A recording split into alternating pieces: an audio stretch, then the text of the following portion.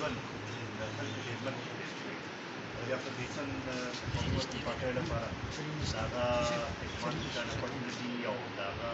کومه قرباني چې ده او د هغه کومې ونډې ته دی د هغې ځلې چې هغه په همیشه یاد ساتو او نن دلته کې راتلو مقصد هم دا و چې د هغوی خاندان سره همراضي وکړو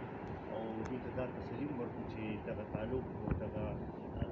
چې دی همغه شانتې به مونږ جاري ساتو به وحود خان په شانتې خلک ډېر کم پیدا کېږي او د هغه ځای خو دغه ټول ګران کار دی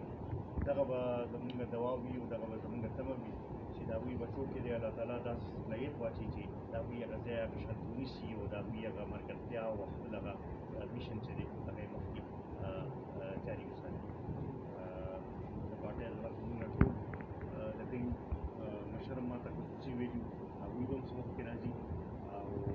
دغه بقۍ به چونکې دا حالات داسې وو د دې وبا د وجې نه مونږ زیاته ګڼه نه جوړوله دغه نه جوړوله او انشاءالله